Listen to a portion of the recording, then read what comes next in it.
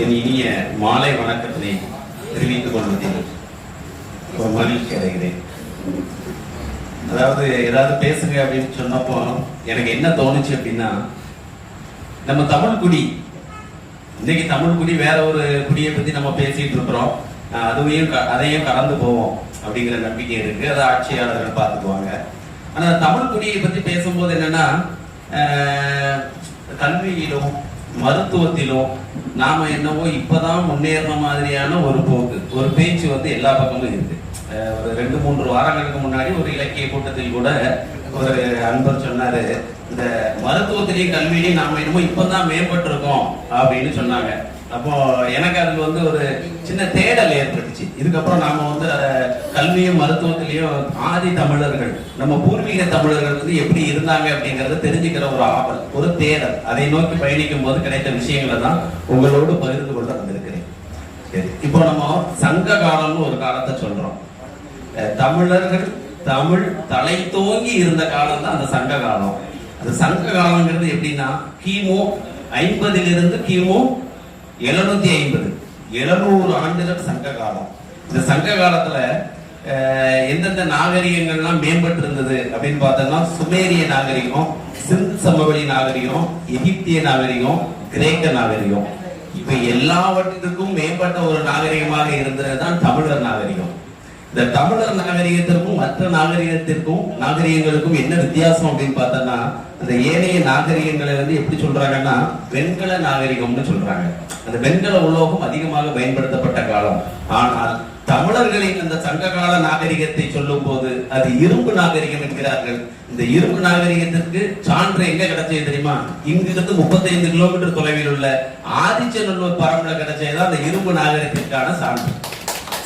அப்போ வெண்கல காலத்திற்கு முந்தைய காலம் தான் இரும்பு காலம். இரும்பு தொழிற்சாலைகள் இயங்கிய அந்த ஆதிச்சநல்லூர் பரம்புன்னு சொல்லக்கூடிய பகுதி நமக்கு அருகாமையில் உள்ள ஒரு பகுதி. அது நமது தொன்மையை சொல்லக்கூடிய ஒன்றா இருக்கு. அப்புறம் பாத்தீங்கன்னா அரசியல், அந்த சங்ககால அரசியல் எப்படி இருந்தது பார்த்தீங்கன்னா, நகர மைய அரசியல்னு சொல்றாங்க. இந்த நகர மைய அரசியல்ல என்ன முடிவு எடுக்கிறாங்களோ அதுதான் பேரரசுகளை தீர்மானிக்கக்கூடியதாக இருந்திருக்குன்னு சொல்றாங்க. நகர மைய அரசியல். இதுல மக்கள் பிரதிநிதிகள் அப்பவே பாருங்க, சங்க காலத்திலேயே கிமு 50க்கு முன்னாடியே மக்கள் பிரதிநிதிகள் ஆதிக்கத்தோடு இருந்திருக்கிறாங்க. மக்கள் அதிகாரம் பெற்றவர்களாக இருந்திருக்கிறாங்க. அப்போ என்னன்னா, பேரரசுகளின் இயக்கத்தை தீர்மானிக்கக்கூடியதாக இந்த நகர பேரரசுகள் இருந்திருக்கு. இவங்க என்னெல்லாம் பண்ணியிருக்காங்க அப்படின்னு பாத்தீங்கன்னா, இவங்க அறிவியல், கல்வி, பொருளாதாரம், நாட்டியம், மருத்துவம், வணிகம், இது எல்லாத்துலயும் சிறந்து விளங்கியிருக்காங்க. நல்லா கவனிச்சுக்கோங்க, கல்வியும் மருத்துவமும் கிமு 50க்கு முன்னாடியே நாம சிறந்த ஆளுமைகளாக இருந்த ஒரு காலம். சரி, இதெல்லாம் சங்க காலத்துல. அதுக்கப்புறம் என்ன நடந்ததுன்னு சுருக்கமா சொல்லிடுறேன். இந்த தமிழக இந்த நகர அரசுகளின் ஐக்கிய கூட்டணி என்ன பண்ணியிருக்காங்க அப்படின்னா, கிமு 165ல பித்துண்டா துறைமுகம், அந்த துறைமுகத்தை நம்ம பிடியில கொண்டு வந்திருக்காங்க இந்த தமிழர் பேரரசுகள். அது மட்டும் இல்ல, கிமு 3ல அந்த மௌரிய போர் நடந்திருக்கு. அதுல தக்கான பீடபூமிங்கிறத நம்மளோட வசமா நம்ம போர் புரிஞ்சு கொண்டு வந்திருக்கோம். இன்னொரு அதிசயத்தக்க ஒரு விஷயம் என்னன்னா, கடற்படையில் சிறந்து விளங்கியவர்கள் தமிழர்களாக இருந்திருக்கிறார்கள். கிமு 600ல கப்பல்கள் மூலம் வணிகமும் பண்ணியிருக்கோம். கப்பற்படை, கடற்படையை உருவாக்கி போரும் பண்ணியிருக்கோம். பல இடங்களை நாம் கைப்பற்றி இருக்கோம் அப்படிங்கிற ஒரு விஷயத்தையும் இங்க சொல்ல கடமைப்பட்டிருக்கேன். கிமு 500லயே தமிழன் மட்டும்தான் மொழியால் தன்னை அறிமுகப்படுத்திக் கொண்ட, அடையாளப்படுத்திக் கொண்ட ஒரு சமூகமாக இருந்திருக்கிறாங்க. கிமு 500லே தமிழன் மட்டும். இந்த எத்தனையோ மொழிகள் இன்னைக்கு தோன்றி இருக்கலாம், எத்தனையோ மொழிகள் அழிஞ்சிட்டு, எத்தனையோ மொழிகள் பேச்சு வழக்கில் மட்டும்தான் இருக்கு.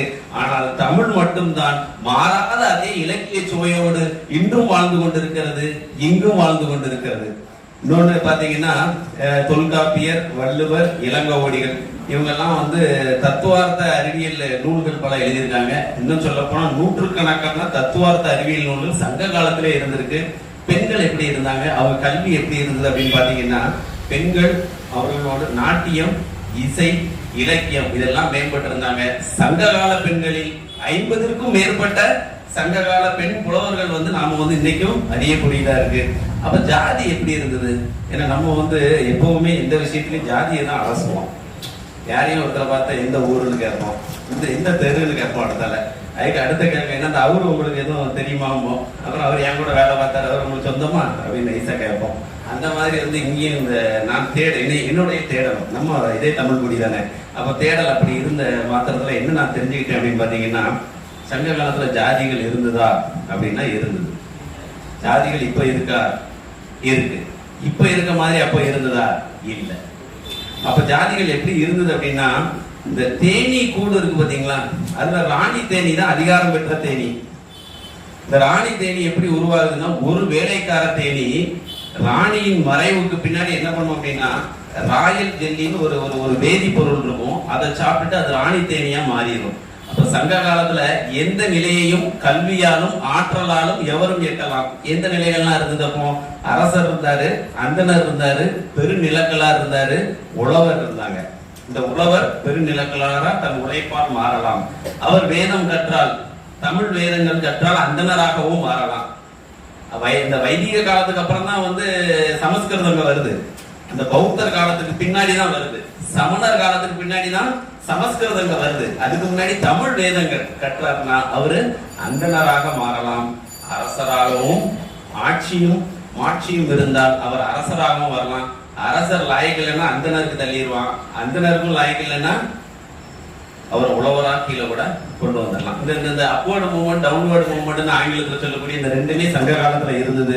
சரி, சங்க காலம்னா எந்த காலங்கிறது சொல்லிட்டேன். இதுக்கப்புறம் தான் சங்க காலத்தின் சிறப்புகளை சொல்லிட்டேன். சங்கம் மருகிய காலம்னு ஒரு காலம் இருக்கு.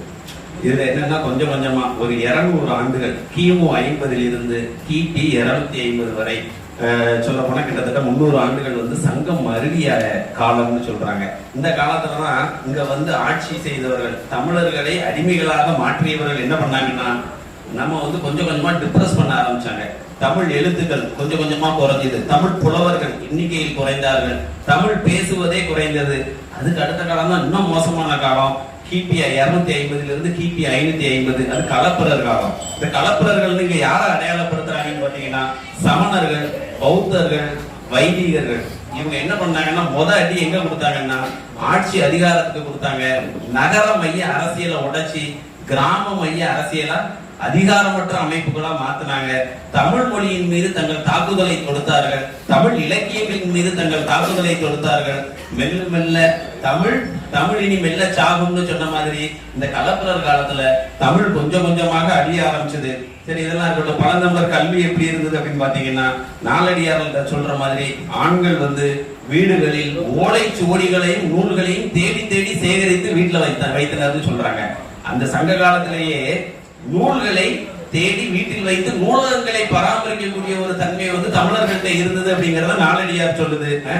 ஆசிரியர் சீடர் முறை. இப்ப நம்ம செல்வமணி ஐயா வந்து பாப்பா குடியார், அவங்க வந்து என்னன்னா தமிழ் ஆசிரியர் இல்ல, அவங்க வந்து கணித ஆசிரியர். அப்போ அவங்கள வந்து என்ன சொல்லியிருக்காங்கன்னா, சங்க காலத்துல கணக்கையர், ஐயர் தான் கணக்கையர். அதுக்கப்புறம் வந்து கணக்கு பிள்ளைங்கிறது கணக்கு பாக்குறவரு, கணக்கை சொல்லி கொடுக்கிறவர் வந்து கணக்கு ஐயர். அதுக்கப்புறம் இந்த வாத்தியார்னு ஒண்ணு, கணக்கு ஐயருங்கிறது கணக்கு போடுறவர், கணக்கு பண்ணுறவர் வந்து கணக்கு. நான் ஒரு ஃப்ளோல போயிட்டு இருக்கேன்.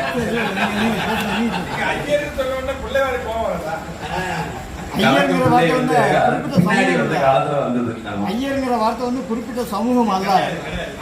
அதைத்தான் நான் சொல்ல வரேன். கணக்கு ஐயர், நீங்க வந்து சர்ச்சில் சொல்ற மாதிரி ஐயர்வாள் நம்ம கணக்கு ஐயர். அதுல பாத்தீங்கன்னா வாத்தியார் இன்னைக்கு சொல்றோம்ல, அது வந்து உவத்தியார்னு இருந்ததுதான் பிற்காலத்தில் மருவி வாத்தியார்னு மாறி இருக்கு.